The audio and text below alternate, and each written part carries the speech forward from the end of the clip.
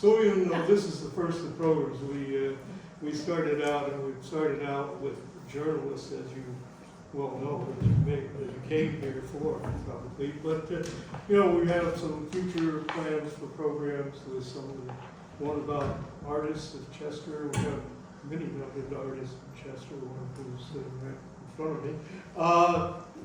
And musicians, poets, so they're going to be, you'll be looking for programs that are coming up that involve those type of people. But tonight's group is journalists, and maybe, you know, many of you know some of the people up here, they know you, and so probably they don't need much introduction. I'm going to give just a real brief introduction for the four up here, and then pass it over to each one of them individually, and for them to say a few words, especially if they have some kind of opinion on that. But the whole idea is that this is sort of a cracker barrel.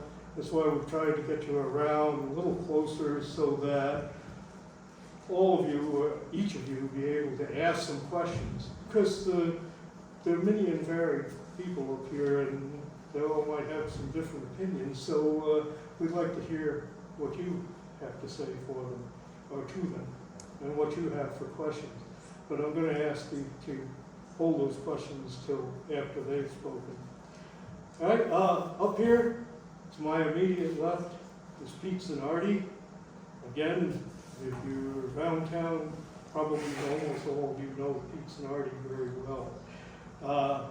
Pete's background was, after graduating from Boston University, he worked at the Manchester Herald, the Hartford Times, and the New Haven Register.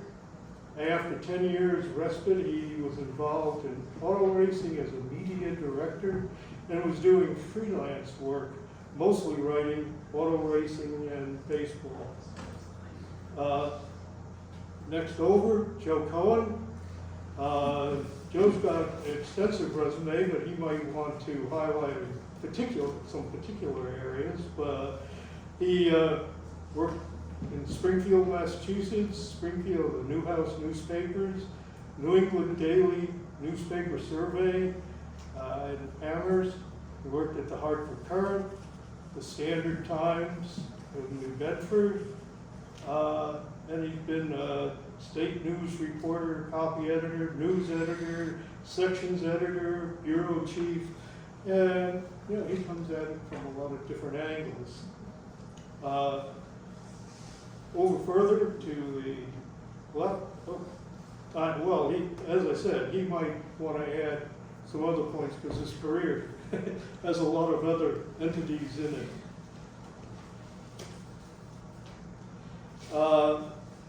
Then we have our president of the Historical Society, but a newspaper editor himself. You know, all of you know, I'm sure, know Cary. Cary bought the Main Street News in 1992 from Ed Zebron, who had started it several years earlier. It was then a free bi-weekly newspaper, and during Cary's first few years as editor and publisher, the newspaper grew to become a subscription-based bi-weekly covering 8 towns with additional supplements. Skip Hubbard joined the staff as a photographer and soon became the sports editor covering 5 high schools with photos and stories.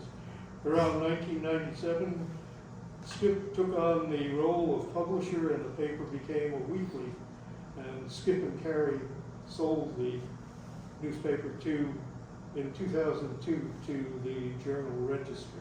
So that's a brief summary, and I'll let them each speak to themselves, for themselves, rather than hold it up any longer. So Pete, I'll turn it over to you first. Pete Zanardi. In the newspaper business, the sports department is known as Disneyland. I'm not sure what that I can compare to Joe and the responsibilities that I had as a writer, but I spent most of my life doing it. I think my influence came from growing up right here. Growing up in the 50s, we had lots of newspapers. We had the Register that came here, the Current that came here. Of course, we had the Press, which was, I think, the paper of record sort of for us. Quietly, sometimes we would get the New London Day, and then, of course, the New Era. The New Era was just what you wanted. You wanted to, again, I became a sports writer, I think, because I couldn't play it. So I couldn't play the sports, so it was simple to write about it. I spent a lot of good times. I wrote in the 60s and the 70s, which means I got to cover some really interesting people in Connecticut. I was primarily a college writer, primarily writing college sports, although I later got into baseball in the summer, and then later on, because I was working for the Hartford Times, and the guy who became editor for the Hartford Times was a big auto racing fan. They needed an auto racing writer. I became an auto racing writer. And then in the end, I think that's what I primarily was, an auto racing writer. I'd much rather been a baseball writer, but auto racing became what was feeding the kids for me for a while. That's about it. Thank you. As I said, you can hold the applause too. No, you can applaud if you wish, but we're going to let each of the participants speak up here. So first, and then it might suggest questions because you'll see they come from different directions. So please hold your questions till each of the four has spoken first. If any of you people hang around downtown or go to town meetings, or you probably know of or about, or you know him personally, Joe Cohen. And Joe is next. Thanks, Keith. I spent the first 15 years of my working life in journalism. I started when I was 19 years old, working at the Springfield newspapers while I was going to college, and ended up fairly soon after that at the Hartford Current, where I worked for a little over 10 years. And after that, I worked a very brief time at the New Bedford paper. I don't think we should probably go into my following careers because it's off subject. It's interesting, but it's not directly related to why we're here tonight. And one of the things I did in preparation for this is I thought you might want to be thinking about questions you can ask us and directions you want to take this, because I don't think we could cover everything, in 8 hours, despite Pete's humility, about auto racing, which is, really big stuff. And I always worked in I didn't always work in local news, but I primarily worked in local news for years, and had great respect for the effects of local news and for the effects of responsible news coverage. But I also covered state government, and I was chief legal affairs writer for the Hartford Current for a time. But I thought you might want to ask some questions related to what was that period like in terms of journalism? And that's, if you go back, I'm somewhat of a contemporary of, I guess, everybody here. We're pretty close. If you go back to 1968, you're talking about the Vietnam War, the Tet Offensive, the Lyndon Johnson choosing not to run for re-election. You're talking about the assassination of Martin Luther King, the assassination of Bobby Kennedy, the Chicago Democratic Convention riots, et cetera, et cetera. So that whole period, I think, shaped a lot of the news coverage, and it led to Watergate, and it led to, the whole Bernstein and Woodward thing, which I'm not going to talk about right now, but if you're interested, it dramatically changed journalism. It turned the news business from right on its head and created a whole new direction that newspapers went in. I left the Hartford Courant in 1984, and it's just ironic, and actually left journalism for the most part in 1984, and that actually was the peak year for newspaper readership, newspaper sales, daily newspaper sales in the United States. The Hartford Courant would actually go on to go up and down, actually go a little higher and peak in the early 90s, but local news was faded. But think about, potential questions. Another subject matter, and I'll try to be quick so we can get on to Cary. You might ask about why do people want to be reporters? Why do people want to be involved in journalism? I actually did a little research because I was kind of curious myself. I found a website that had 21 reasons. I wrote them all down, we could talk about it. And also we could talk about the movies. The movies like The Post, Spotlight, Citizen Kane, Year of Living Dangerously, Philomena, and Broadcast News. I think I should stop right here, but think about some questions and where you might want the conversation to go, because all of us can answer it.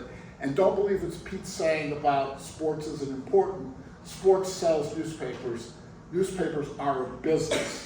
That's what it's all about. The primary reason for newspapers to exist is to inform people, but complementing that with equal weight is making money. Because if you don't make money, you can't have a newspaper. And I'll let it go right there. Again, the questions can be wide-ranging. You can restrict it, or you can ask local issues, or even more. But both Cary and Skip, I sort of introduced Cary before, and you all know Cary. Skip, you will probably already know too. I have to say that Skip, I knew Skip. I had a show a box score from when they were both in high school played baseball against each other. And we still bet on if the University of New Hampshire plays my college, William and Mary, occasionally we have bets going on that. So he'll give you a different angle, but both Cary and Skip will go, I guess, sort of together since they were involved in the same newspaper.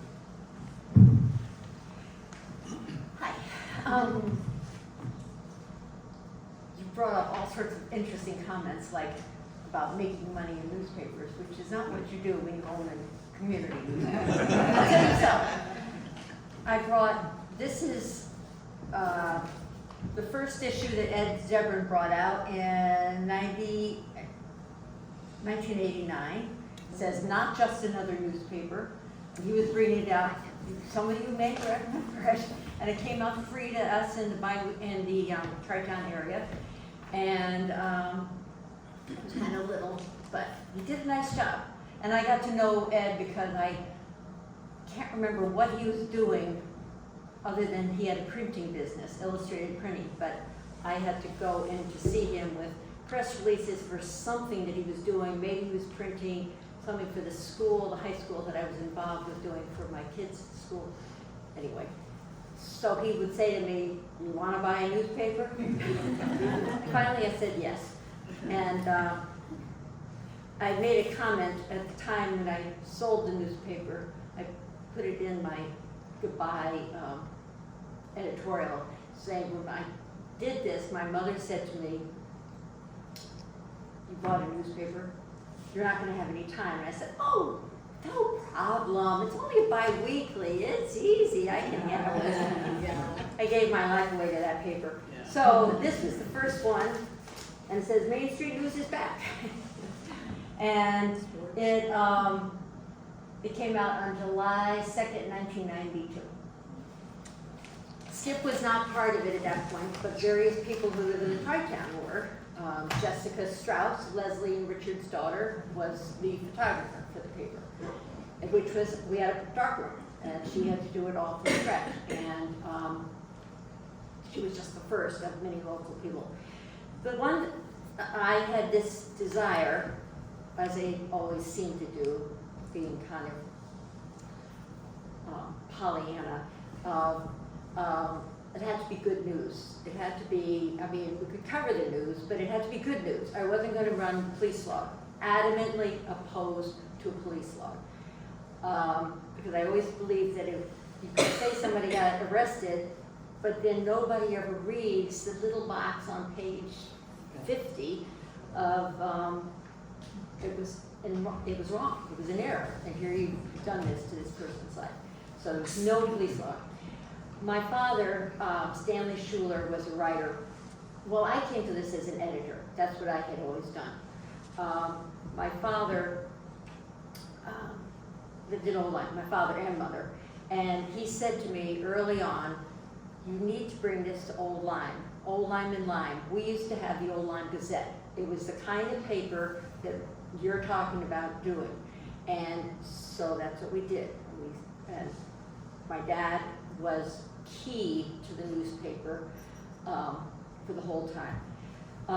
I found a summary at the time we sold, and by the time we sold the paper, we were bringing out, besides being a weekly, and it was a big weekly, it was 2 sections usually. We're talking this size, which is called tabloid size, but it was 2 sections. We had 18 annual supplements. You'll see some of them over there on the table. We had 2 annual 56-page magazines, and we also had a women's conference every year in March, and by the time we finished, we were having 200 plus people. We were at Water's Edge. We had big-time speakers, well, big time it is in Connecticut, Rosa DeLauro and Jody Rell and so on. And we had, you know, several hundred people at those. So I am now going to move on to my definitely better half. Anyway, I didn't come to journalism. Journalism came to me. Other than delivering papers at age 8 in Essex, I wasn't anywhere near a newspaper or really doing much writing. The only writing I was doing for the first 22, 25 years of my work career was writing programming code for computers, mostly up at CJ Pace up the road. So I was pretty analytical and not really tapping my creative side at all. And then Marion Beresford called and said, we need a photographer down at the Main Street News. And I'd done a bit of photography, nothing, mostly for myself and family and stuff like that. Speak up. And so I said, sure. And I went down there, and the photography didn't totally fill the day, so they had me selling ads in Old Lyme. And then gradually design ads and the whole thing, and I was spending considerable hours in the dark room. Understanding, Cary mentioned that Jess was there early, that we developed anywhere from, let's say, 20 to 35 rolls of film a week, although we were bi-weekly at the beginning, and later on. So it was a considerable amount of work in there. But I enjoyed it. I turned on the Rolling Stones in the dark room and just, you know, develop the film, etc. And then they kept adding tasks, and I loved it. This is the best job I ever had. And it tapped into creativity that I hadn't really done before, be it writing, layout, you name it. Remember, we were doing the whole paper. We had to, you know, we weren't doing just a section of something or contributing a piece of it. We did everything from circulation, distribution, production, post-production, photography, you know, all the writing, the editing, the captions, the headlines, everything but the printing. The printing, you may not know, was actually done from Massachusetts. We'd send it out every Tuesday. They would come back Thursday morning and we'd say, yippee, that was great, let's do it again, you know. And that's what we did. And it was great. It seemed anyone who wanted to could contribute to it in terms of the way it appeared or ideas, etc. It just didn't come down from the top. Certainly Cary had some ideas, and one of the things that we did was we were particularly sensitive, whether our readership was or not, to a balance of it. and keeping, we had different sized towns, so Lyme, and Lyme on one side, particularly Lyme being the smallest towns, and then Essex and Saybrook being the largest towns. Naturally, there's gonna be a little more news out of Essex than there is out of Lyme.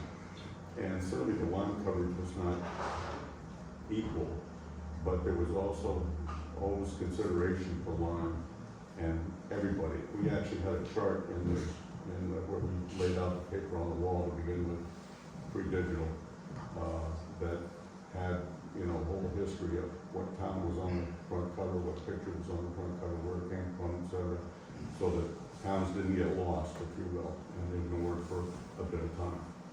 We're always sensitive to that. I could go on some other things, but I think I'll leave it at that. So I was late to it. I was 53 years old when I came to the paper and started tapping my creative side. And as I said, it was the best job I ever had. We're open to questions. You can ask questions of an individual, ask them as a group, whichever way you want to choose, but we want to be loose, relaxed, Keith, I and wanted to ask questions first. How many of you receive a hard copy paper right now? How many? That's like 6. Is that right? Yeah. Oh, we get. Yeah, oh, the Valley Courier, yeah. Well, you're talking about subscription. The regular subscription, yeah. Yeah. Hard current. Yeah. Interesting. yeah, that's a good question to start. That is a good place to start, but as I said, local issues, newspapers, where they come from, whatever, feel free to ask the questions. Mr. Sports Writer, Yes, sir. the best high school baseball player Chester ever produced. Well, I don't know what that has to do with. Keith Cook. But I would think it's, Keith Cook, he was really great. it's probably Mike Zanardi. I was gonna say that. That's right. Yeah. Mike was an incredible athlete, not only a baseball player, incredible athlete. I knew that answer. Signed with the Pittsburgh Pirates, played a year in pro ball, came back and during the winter was playing basketball at Valley Regional, broke his ankle, Oh. and the Pirates let him go. He then played how many years? How many years in the Middlesex County League? But there were other great athletes. The Tremalja family had some incredible guys. Chiquinis. Bob and I can't remember Bob's brothers. Brad. Right. They were actually a catcher-pitcher combination. They went on to play for the American Legion team in Middletown. Just outstanding athletes, but I guess, I don't know, this is a trick question from my lawyer friend, but it was my relative Mike Zanardi. That's who I would have named. How about Paul Hopkins, he played for Deep River Queens. Deep River Hopkins is a Chester graduate, but as old as I am, And I he went don't to Colgate. remember him playing at Chester High School. He went to Colgate. He did go to Colgate, yes. Thank you. So I used to read 2 newspapers a day, the Middletown Press in the afternoon, the Hartford Courant in the morning, and the demise of newspapers is probably one of the saddest experiences of my career of trying to be active in community building. And I think a newspaper is the most critical piece of information, and I don't care about digital or what we've done with media today supplants what happened with the new era. Art and I were talking about the new era. And as kids, we read the new era. And we look forward to that weekly newspaper. I don't remember reading a daily when I was in grade school and high school, but I do know I did because the sports were in the paper. Today, the only people I know in Middletown that are reading the Middletown Press are buying it for the obituaries. And that's pretty darn sad. When the press got bought out, they lost focus of who their community was. And that happened with Main Street News. And I think part of the dysfunction of our communication within our communities today is the lack of a community newspaper. And so my question to all of you, because you all have touched on Skip, I love how you look at what's going to be on the cover to make sure we cover the towns. The Current doesn't know any of their towns that they try to sell newspapers in. What do you see could regenerate, get back to that? How do we do that? Maybe not in print, because the new generation doesn't care about print, and I want to save trees too. But what do you see can address that? No, I don't know if there is an answer for reverse attack, but as we said earlier, it's a business. You know, Joe mentioned it. You can't forget it's a business. Business depends upon advertising. And when the advertising goes elsewhere, you can't support the staff, but you can't extend community news, let's say from the Hartford Current down to the shoreline like it used to, et cetera. And I think particularly my opinion, with a digital community now, and advertising going out of the hard copy, printed form, it becomes very difficult for them to survive on that platform. Can I answer that and tell a little story afterwards about the importance of what you're saying? Skip's right about, the money's an issue. I think there's the potential for digital, for having local news pages, and two ways that they are evolving and to a certain extent succeeding is through volunteerism and also through local funding, grants. There's something, if you want to look it up, the American Journalism Project. They're actually funding niche newspapers. For example, they might fund a paper for the African American community in a section of Baltimore, and by pouring a tremendous amount of money in. I mean, they talk in terms of millions of dollars because it's a very expensive business when you go to print. But it is possible that something will happen. The story I'd like to tell, and I know Pete's heard this, and I think Cary has too, and possibly Skip. Among the many hats I wore over the years at the Hartford Current, I kind of worked up the ladder, and one of the things I did was take over the Enfield News Bureau.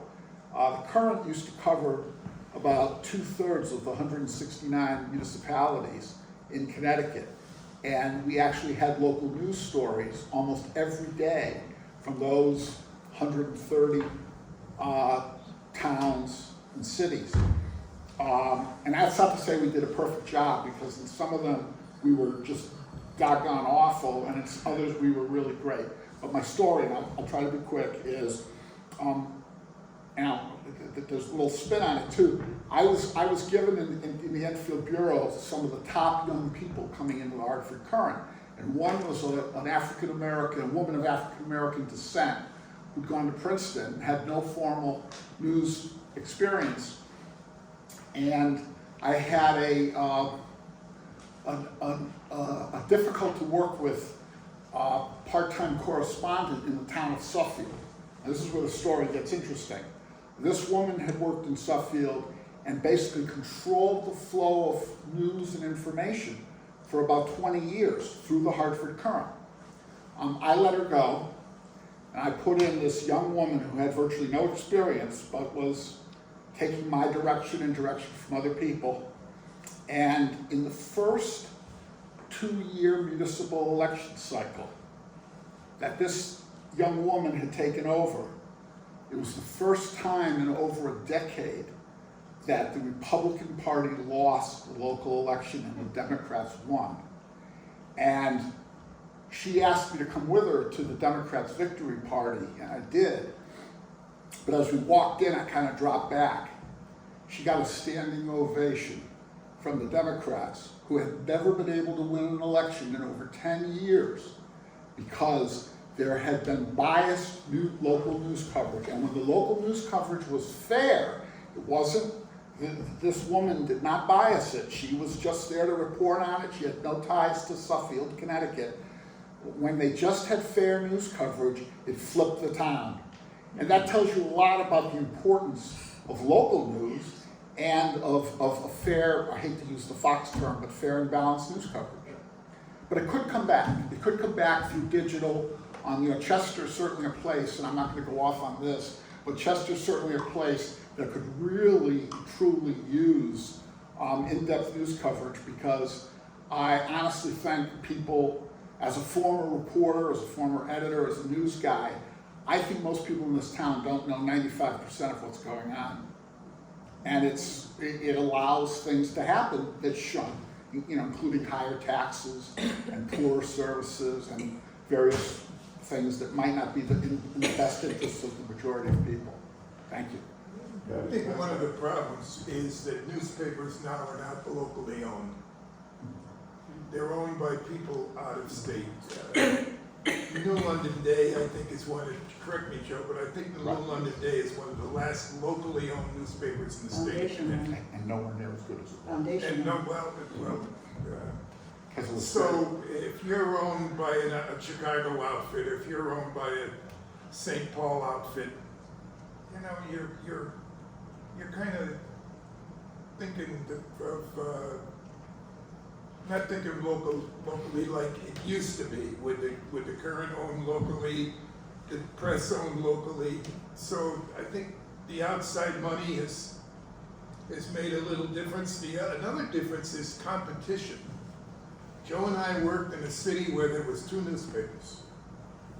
So it was important that I beat the Hartford Times as much as I could, and the Times, when the Current wanted to beat us as much as they could. So that became important. The local news became important because it was a badge. Oh my God, I beat the Current on this. So I think that's gone. I don't know how many 2-paper cities, we don't have any, I don't think. So I think that was a factor in the whole local idea. I don't know, I really don't know what the solution is. It seems to me it's obviously got to be electronic, if that's the phrase. I just can't see any newspaper locally generating enough ad content to make it profitable. Patty, what you have to bear in mind too is the mix that occurs of, you're looking for a reporter, I think, when you say that, a reporter, someone that went to a meeting or whatever, and whether they have bias or not, that at least they reported on, and not a press release. And I think too often now, we can see press releases that we think are news, and they are really not the news we're kind of looking for. I went to a Hartford Current presentation to business owners in the county at the Portland St. Clements. And there was questions to I don't know if it was Colin McElroy, one of those guys. And afterwards I asked him, I said, do you know what I was very critical about the lack of coverage of a reporter covering Middletown news in the Current. And I said, you know what when I want to know something, what I do? And he said, oh, you read the Middletown Press? I said, no, I go to the corner of Washington and Maine and I ask questions. And he said, oh, that's what reporters used to do. And I think you're right. And getting 3 sources before you print something so that we don't listen to one voice, so that we have the balance that your reporter in Suffield had. You have to get the viewpoints, and I would just love to, think that volunteer reporters, but also you need the editor to check, well, spelling would be one thing. I've noticed things, I can't afford to buy the Current when they don't do spell check. for Yeah. instance, but- Joe, you mentioned the change, was it 1968? You said the whole The news. Watergate, Yeah, well, Watergate was 72. 72, and. 72 to By 75. that, you mean it went from reporting to editorializing? No, I think what happened is, and this goes a little bit to my personal story. When I started in the newspaper business in 1969, it was a lot of heavy drinking. It was a lot of people who hadn't gone to college. If they hadn't made much of it. It was really kind of a great, fun business where people chased stories and you learned by doing. And you didn't have great aspirations. You might have fantasized that you'd go from being a local news reporter to being a city hall reporter to maybe writing about the legislature. And then along came Watergate and the whole Bernstein and Woodward myth, but it wasn't really a myth. It was great reporting, very professionalized, and all of a sudden, you had a whole new level of interest in being a journalist instead of a reporter. At one point, when I was running the Enfield Bureau, which was pretty early in my years at the Hartford Current, I had John Harris out of Yale, I had Bobby Rossner out of Wesleyan, I had Joanne Ball, who was the Suffield reporter, out of Princeton, I had Howard Sherman out of Trinity. I'm a UMass guy who barely graduated, because I was busy playing reporter. The business just changed, but it also, what happened is egos got into the game. People started thinking, I'm going to be the next, Woodward or the next Bernstein. I'm going to be this great big deal. I personally am important. When I started in the business, you didn't expect to be anything, known as anything. You were nothing as a reporter. Correct me if I'm wrong. I don't know, I always wanted to be Red Smith. Don't we all? But it wasn't about you, and it wasn't about ego, and it wasn't about fame, or even changing the world. It was just about, I do daily journalism, I go in every day. Skip touched on the point, it was a really fun business, and it wasn't driven terribly by money, and newspapers at that point made a lot of money. They made a tremendous amount of money. What Pete said is, the corporatization of newspapers, which started in the very, very late 60s, it just happened to coincide with the Watergate thing, and the corporatization and the profiteering completely changed the business. The Hartford Current was an independent paper when I started, and I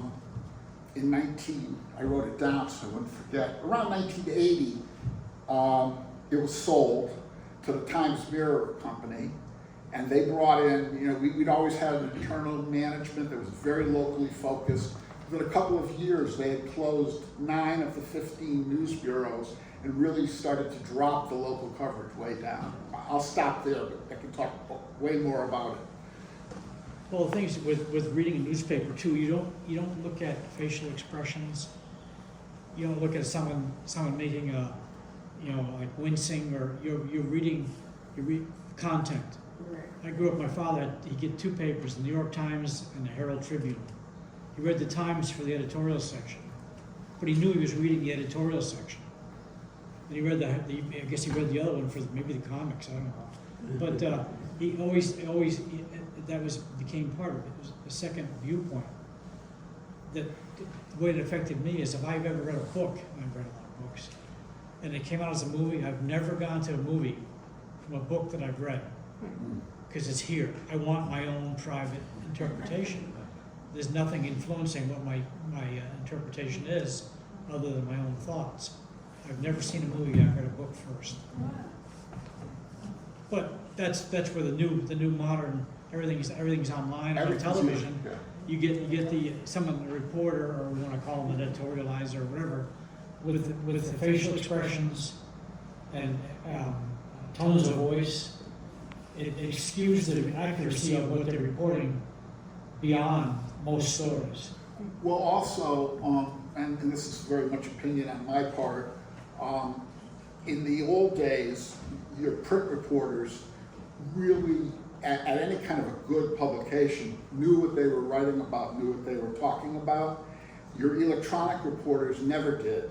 They literally used to skim off the newspaper reporters. I know a woman who's now a very famous, wealthy television personality, I won't mention her name, who used to walk into, when I was covering court cases in Hartford, would come in, you know, just before lunch, sit next to me and say, Joe, what's going on? I'd tell her.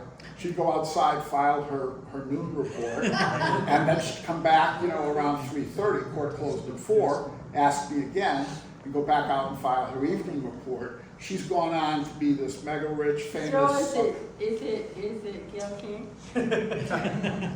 We're not giving prizes, but it might be. Inquiry minds want to know. It might be. I wouldn't dispute that. But now what you've got are these electronic reporters and these, what do they call themselves? These influencers. I'm a public influencer or whatever these people. You know, Laura Luber. I mean, if you follow that along, you know. Jesus, don't get her mixed up Well, with journalism. But that's what's out there now. You know, there are all these people who are just doing what they want to do, saying what they want to say. There's no editor, there's no management, there's no nothing, and it's why we've got this very scary thing going on right now in America. I worked for a printing company for quite a while, and some of the magazines had editors on site that were experts in the field, like Aviation Week and Space Technology, even W Magazine, anything that had facts that were important. There was an editor looking at that first polls on press. One It thing didn't run. about electric media, they was there, they had time, I hated it. I absolutely detested the TV and radio, right? I'm on deadline, shows on deadline, here they are, cameras slinging in your face, right? You're on deadline and I gotta listen to George Earl ask absolutely stupid questions to T-Row. Yeah. Okay? All they cared about was beating everybody else, whether it was sports, whether it was news, right? And they never went past the lead. They never went past the 5 W's, right? Okay, fine, I got you, I beat the rest of you dummies, right? And their name shows up in a report. Yeah, but in all the rest of the news, we didn't learn anything. We didn't learn anything. And then the newspapers tried to do that. We tried to, and in so doing that, I think we lost our direction and became less and less a newspaper because we're fighting the TV and radio people, TV people especially. You know, God, I hated them. So are there newspaper journalists that you all respect or have seen as role models today, or is it just got so political that it's all crazy now? What do you think? Well, there are journalists I respect, but I have to tell you, I used to think, you know, that the New York Times and the Wall Street Journal and the Washington Post were, you know, God's gift to information. And I tell you now, not having changed my allegiance certainly to Fox News and the New York Post, although I do read the New York Post every day because I want the balance. The New York Times is nothing compared to what it used to be. The Washington Post is nothing compared to what it used to be, and the Wall Street Journal isn't what it used to be. But I will say this: those three and other publications, as you mentioned, the editor who knew things. I went on in my career to work in corporate communications, and I can tell you there are reporters and editors out there at these better publications who who know more than the people inside the company. I mean, I would literally field a phone call from someone who would say, you guys are saying that X plus Y equals Z, and we've determined that X plus Y doesn't equal Z, it equals M. And I'd be like, I think that's impossible, but let me check. And I'd go to our people, and we would have to dig, and all of a sudden somebody would say, they're right. Some of these reporters today, some of them are so damn good, they are smarter than the people they're covering by a long shot. I mean, not just politicians who might be, but they know more about somebody's business than the people running the business. That's how good they are. Great writer, David Brooks, New York Times. Yes. Phenomenal writer. Yeah, no doubt. Incredible writer, maybe the best in the country. Yeah. He used to be on public television, his Yeah, editorials, he was, But I think he's a guy that can cover stuff and not. You say facial expression, Artie. You can also write in tone. You can also have a tone the way you write. oh, you Right? can. The you guy can. that writes for the Current is a perfect example of that. The guy on Sunday, what's his name? He's a former legislator, Joe. Oh, Kevin Rennie. Kevin Reddy, right? He has a tone, right? Sort of like going and drinking beer in calamari's. You know, you go to the bar and the guy wants to fight. You don't even just say hello when the guy wants to fight you. Kevin Reddy's like that. Slid in a commercial there. I changed the tone a little.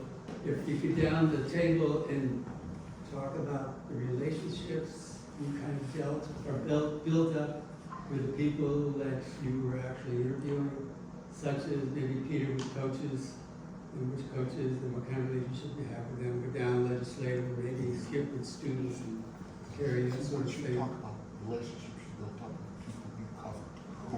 To get a sense of what reporting is like with the people you're dealing with. Good, I would start. Start with your brother. What's that? That's still trying to answer the question. Well, you as a sports writer and photographer, you had a good relationship. You developed a relationship with the students, actually. The sports. Yeah. A lot of the students in sports, et cetera, and just a side thing to that. When I was covering sports, I was doing photography as well as the reporting, because that was our staff, basically. So I was frequently on the sideline, let's say for a soccer game or for basketball, right there. And I was simply impressed by almost all officials and how they supported the athletes and, I won't say trained them, but taught them while they were making the calls. And that always impressed me, and that's not visible when you're on the hill at Valley watching the game or something like that. They're yelling at the officials, the experts. And they're actually saying, you're a little offside, you gotta back up a little. I got a call on you again if that happens. So, student-wise, we actually took a few of the students that I met and made them stringers for the paper, and they were writing sports. Outstanding individuals, male and female. One in particular, Matt Wolf, he could be the editor, right? I mean, he could run a paper, if he wants. And they were absolutely terrific. And I always used to get a kick out of the seniors, once they graduated, they came back, let's say, to a basketball game in December, first time back from college. Okay. And I'd ask them, so how's school going? Well, I made the JV team and then, no, how's school going? And they try and get an answer on it. But it was a tremendous relationship with them and the parents. They really appreciated the coverage that we were able to give them, not just the students, but the sports students, but the students in particular. We had a whole page. In fact, when we went to a new format at one point, later on,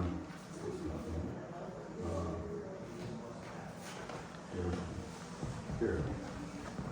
The whole second section was called Keeping Current. This is after we went to big pictures on the front page. And the last page of that was, what's it called, Next Generation.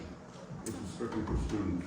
And they wrote stuff, their opinions were here, or whatever, and that was a nice feature. We got some very nice reaction, and very nice input from them. It's like getting, And families appreciated it too. yeah, I think- support from the community through your, you know. I think what was important about the Main Street News was how the outreach, I mean, they really spent a lot of time and effort thinking about the community that they were working in, and what can we do to serve that community, and bring, they just was right, having been the wife of the publisher, I know the kind of time they spent, just kind of nurturing and getting the story and deciding what would be where in the paper and who would get the feature this week as compared to the next edition. It was all very well thought out, and then I do want to mention when 9/11 came about, they went right to work and developed a special edition for the community. They got some of their student stringers to write from other parts of the country back to get feedback on how other parts of the country were feeling about that day. It was really impressive, and I think they won an award for it. But, Yeah, let's, thank you, my wife. Please save that plug. We'll segue here. But yeah, this was our cover actually for the supplement that we put out, and it was actually, the cover picture was taken right here in Chester Center. It was a visual run by the first selectman, either the first night, the second night, or the third night back. And we happened to catch a, as you can see, a stop sign and a directional sign here. And the headline was, "A change in direction, when will it stop?" And inside, as Karen said, we had some staff writers writing, but the guts of it was, there was a person that was at the Battery. These were students, or youngsters, some students, some youth, that we were associated with. The Battery, Manhattan, Tom Steinfold wrote from Washington D.C. Our daughter there in San Francisco, and Matt Wolf, who I mentioned before, was in Spain on a trip, so we had reactions from all over the world from youth. And then the following two pages actually were some letters that came to students in the elementary school and their reactions. And the back page was a couple of candles representing the two towers. It was taken in my basement. But anyway, we were very proud of that issue. It was our proudest one.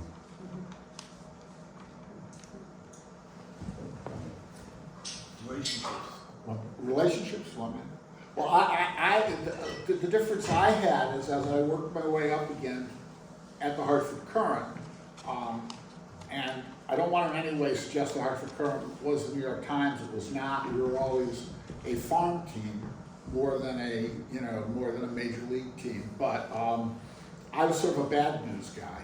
So when you ask about relationships, sometimes coming at it from a different perspective, but your integrity and your thoroughness and your being good as a reporter really did matter. I'll tell you one really quick little story. Benjamin, I don't know how many of you remember when Ella Grasso was governor and Benjamin Musio was the motor vehicle commissioner. He was a Stafford politician. He came under investigation for corruption. I won't bore you with the details, but the investigation went on for about a year. I was a state government reporter. I covered the investigation into the motor vehicle department. Most of the press just beat the snot out of poor, well, I don't want to say poor because I wasn't, that friendly with him, but beat the snot out of Benjamin Musio. I just did my job. I just wrote it fair, and the Hartford Current, being the biggest heavyweight in Connecticut, set a lot of the tone, and it helped balance the bad reporting, the sensationalistic reporting. When it was all over, Benjamin Musio was cleared of any criminal wrongdoing. I got a phone call one day from his PR guy who said, "Come on down to the motor vehicle department. I went down, Don Byers was there with Ben Musio in the office, and it was kind of like a game show. And Ben Musio said, Joe, I just want to thank you. You were the only reporter in the entire state who was fair to me through this whole thing and who gave me any sense of hope that people would believe I wasn't guilty. He said, so Don, what do we have for Joe? It was like a game show. And Don whipped out a 3-digit license plate and said, Joe, here is one of these almost impossible to get 3-digit license plate for you. I couldn't take it. It went against the ethical code at the Hartford Current. You know, and unfortunately, I had to let it pass. But I could go on with a number of instances like that over the years. I worked on a lot of very, very tough stories. There were judges, including a judge who ultimately was the Chief Justice in the state of Connecticut, ran the Supreme Court and the Judicial Department, who literally would stop court and ask me to come to the bench to discuss the case with him. And I mean, that's how much he respected my take on things. That doesn't mean I influenced him. It's just he wanted to know how I was perceiving it. There was a lot of stuff like that, but ultimately that's what caused me to leave the Hartford Current. Because when a new management team came in, they basically wanted to use my reputation to burn people. And I fought it, but ultimately a couple of times I had to sort of go along with it because they were the bosses. But I basically left because they would have destroyed, that was my value. My value at the time was that I was a reporter that was, you know, not necessarily liked in the city of Hartford, but trusted. And people would talk to me and they wouldn't talk to anyone else. Did you do I was editorials born- as well? Pardon? Did you write editorials as well? No, never wrote editorials. There's always been an absolute wall Okay. between anything with opinion and news writers. And we won't go into it now, but if you recall the time when the lawyer, Joseph Fasano, killed the girl on Park Street, Jeanette Ortiz, 1983. He was driving his Porsche down Park Street, he was drunk, and he hit her, sent her body 75 feet through the air. I don't know if you remember that, but it was hit and run.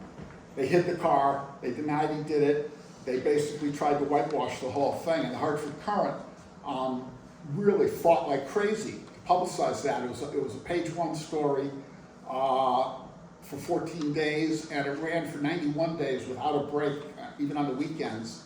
And I was the lead reporter on that. And ultimately, Joe Fasano was, he did plead guilty to 2 misdemeanors. So if you think justice was done, it wasn't. And a few years later, actually, the judge who allowed the deal that allowed Joe Fasano to not go to jail actually committed suicide up in Woodstock after being arrested for drunk driving. Not the only judge, by the way, in Connecticut to commit suicide that year. There was a probate judge who also did. The judicial department's not as pure as people think it is, but that's another story. And after John Rowland, don't get me started, after John Rowland, everything was corrupted in Connecticut. I can't even come close to comparing that. Say so. I worked for an afternoon paper in Hartford. So when you work for an afternoon paper, you sort of work the split shift. You covered games at night. Then you went back in the morning to work in the morning to put the paper together. So you had all afternoon. And all afternoon, I just spent at one college after another, talking to one coach after another, just going from the University of Hartford to UConn to Trinity to Wesleyan, just spending times, and I got to know all of those people really, really well. Here's a story that doesn't compare to any of Joe's, but earlier this summer, I got a phone call from a guy named Peter Regan. Peter Regan was a Division II All-American at the University of Hartford. He said to me, we're having a party, we're having a reunion from one of our basketball teams, and we'd like you to be there. That's the kind of relationships I had, right? I value those. I had, you know, I had relationships with people that I guess only I know about. D. Rowe and Larry Pinciera and all these coaches that were so important in the 60s. I can say I knew all of them really, really well. It does not compare to Joe though. But I tell you, you were allowed to travel on the bus or even on the airplane, weren't you? Well, I'll tell you, an interesting story. An interesting story. UConn, University of Connecticut baseball team in 1979 made the NCAAs, and they eventually went to Omaha. So the SID, Sports Information Director, decides it would really be cool if the media traveled on the bus, just like the big league teams were doing. The Waterbury Republican decided they were going to send a female. Right? They stopped it right there. They told us all, It's all our fault. get to Annapolis the best way you can. There's no female riding on this bus. Just one thing changed. So times have changed. Times have changed. And I'm sure they thought, you know, they come up with, well, that's bad luck or this or that. But that's one of the stories I can remember. I had to get to Annapolis on my own. I couldn't ride on the team bus. She incidentally wound up writing at the Baltimore Sun, that girl. Hello, I'll ask a question. I'll direct it towards Cary and Skip, but it certainly could be answered by anybody. As someone who's grown up in this area and grew up reading the New Era, and then on the Main Street News, and now on the Valley Courier, and appreciate all those papers. But if you look now, every week you get the Valley Courier, and it just feels thinner and thinner and thinner. And I wonder if you think there's a future for a paper like that, and if so, how they would go about maintaining having a local paper of some quality.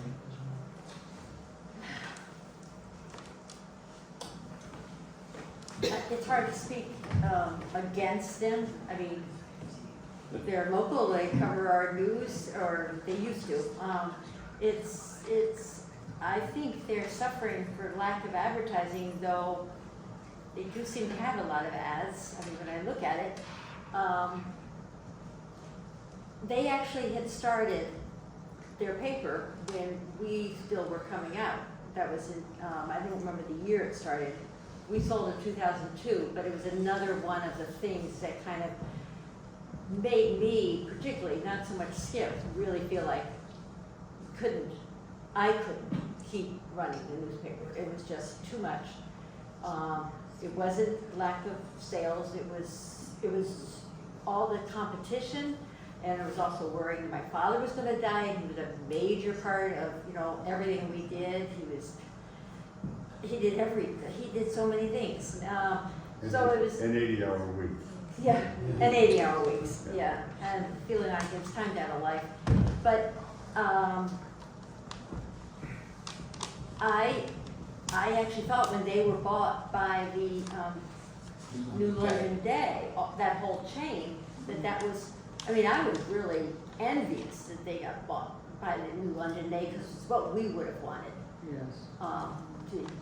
Because they had that reputation of really caring about towns. I have no idea. I still look at it, and Skip doesn't. You know? But I do think they are trying to get people to subscribe, and that's one of the problems. When you start being free, and then all of a sudden you aren't, which is what happened to us, people are saying, actually it happened to Ed first, I think, I think he was trying to make the switch, and it didn't work for him, and that was where he was losing money so much. It's hard to run a local newspaper. It's a ton of time. Yeah, it is. I mean, really, I've never worked for a weekly, but a friend of mine owned a chain of weeklies, and I know how hard everybody works, and even putting out a daily newspaper where there's literally hundreds and hundreds of staff. It's not a 9-to-5 job. It's not something you can do, you know, and not put your heart and soul into it. That's part of what makes it attractive, is that you can be passionate about it. You know, you can almost treat the newspaper as your, you know, your mistress or your partner, and you can just love doing it.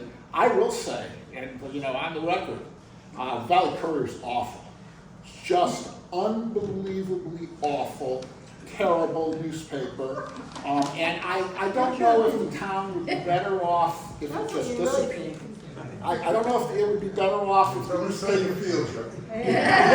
I'm torn between would nothing be better, because they are taking up the oxygen, they are taking up the advertising, they are taking up the place, and if they were to go away, would we perhaps get something that's actually good? Because they're just terrible in almost every single way you can think of as a newspaper. All right, we're gonna have to edit it, take that out of the film. That's my opinion, you know, and it's just off. I mean, they've reported that I moved out of town. I'm still here, guys. But you know, that's just, I mean, they just, again, they're just taking up the oxygen and. Are they still owned by the day? Yeah, I'll shut up. Kind of a segue though from that, Joe, earlier you mentioned, everybody's kind of mentioned, we're no doubt going to electronic based. I mean, we're practically there, but I heard you talk about volunteerism, and then I think like, okay, so is that citizen journalist, but isn't that really where things have gone off the rails now? Because everybody has a megaphone now with the internet, and there's all kinds of stuff put out there that there's no vetting of. And people don't know what they're reading, and they don't know how to vet what they're reading. But what Skip said, you know, when he said that, you know, when he talked about how they were using student interns.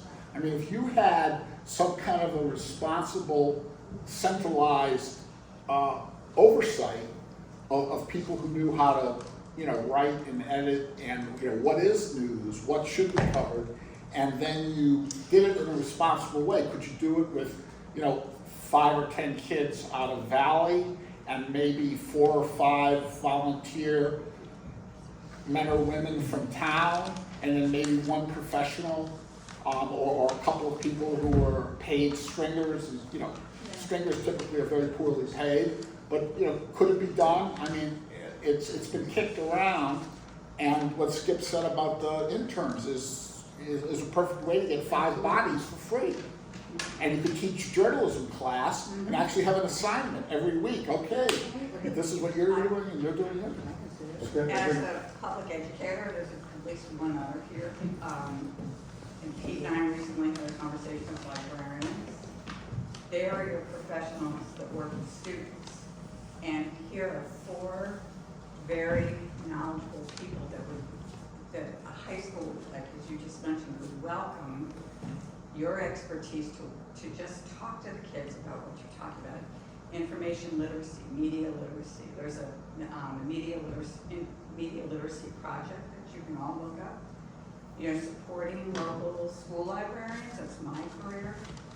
Really important for teaching students how to be information literate. And that's what's really missing right now. For many kids, because they just swallow all that content that's on the internet. And librarians in the public setting and the school librarian setting really help the public to wade through the morass and support it, and to look for factual reporting as best they can. I think the key word was hidden in Joe's last sentence, I think, is editor. I mean, there's no filter on the internet right now, with new stuff you're looking at right now. An editor is a filter and a corrector. One of the finest sitting right next to me right now. And I mean, until you have that editor, you know, I'm looking at stuff on my iPhone now that comes in and it's prefaced by AI somewhere on the thing. There is nothing more important in the newspaper business. Cary and I have been around this several times. Nothing more important than an editor. Nothing in the newspaper business is more important than an editor. I think they kept most of us out of jail. So I think think Skip's right. Obviously, no one is looking at this stuff. But you know what's really sad is, and again, this is my opinion, in a lot of publications, not just on the internet, but even at the New York Times or the Hartford Courant, certainly, you're not getting the training. I mean, when I started at the Hartford Courant, I started out as a copy editor. I became a roving bureau chief. I was handed the worst possible bureau in the network and told to rebuild it. I became a state government reporter. I was sent out to cover Northeast Connecticut as punishment. I came back to be one of the lead general assignment reporters. I became the top legal reporter for state courts, and went on to be a general assignment reporter and left. And through the process, I was an editor, and I trained people, and I was bureau chief. People's copy had to go through me to get to Hartford, and there were stepping stones, and that's just gone. And your editors today, I mean, some of them will say, "Oh, I'm an editor," and you ask them what their training is. There's no training. They don't know what a story is. They don't know how to build a story. You know, we were all, you know, you're from the learn as you do it. And that was me too. My first journalism course was after I was working for 2 years. It's interesting that somebody is having a course in writing obits. I see that? That was training. That was once training in the newspaper business. When you went to the newspaper business, for the first 3 or 4 months, sometimes you were there, you were writing obits. That's where you started. That was my first job. I started when I was in college, working on Saturdays and Sundays. I wrote obituaries, and I took paid death notices over the phone, put them into the teletype, and if there was police news or fire news or an occasional feature story, they would throw it. Well, I did the police and the fire checks, but they would throw me an occasional feature story. But absolutely, and I did this for 2 years. And then I segued into working, you know, an extra day a week, and they were like, "Don't go back to college, stay with us." But the Vietnam War was on, and I needed my college deferment, and probably needed my college degree. But Peter's absolutely right, and you don't make a mistake on an obit, because let me tell you, you hear about it. Yeah, You know, in the old days, newspapers didn't make very many mistakes. At the Hartford Courant, they kept a file. Every reporter and editor, copy editor, there was a file. If you made a mistake, obviously we had to run a correction, but it went in the file, and then if you were a problem, they talked to you quarterly and would say, you know, your job's in jeopardy because you can't get it right. And if you were a good, qualified reporter or copy editor, you might get talked to once a year and they'd go, "Well, Cohen, you screwed up, you know, this, and how did that happen?" But once you were experienced, there was usually an explanation for an error. Errors were very, very rare.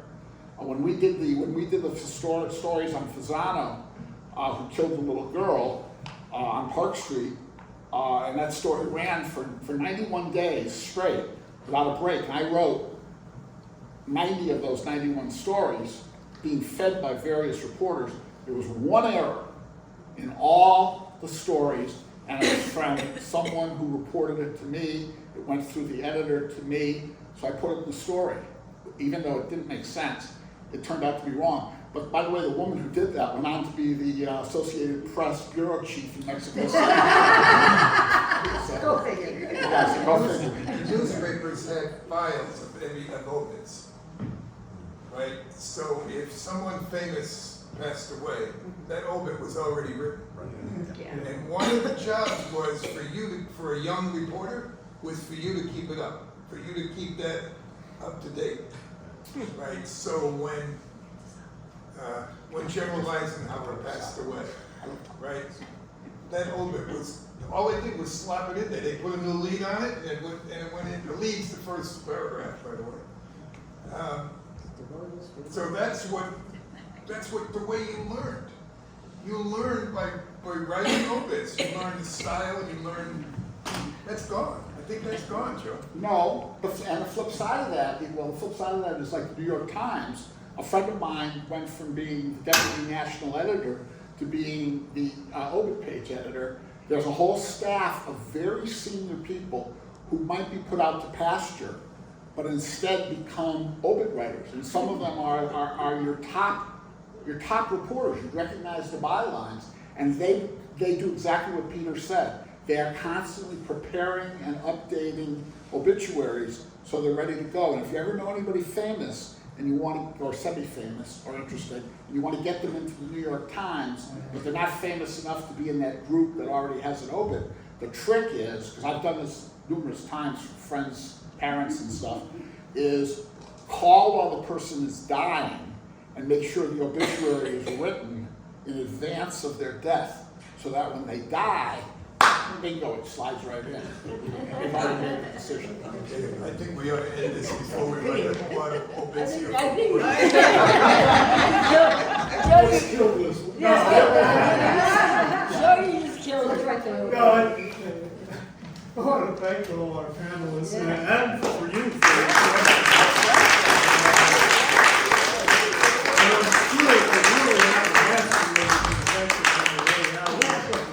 Yeah.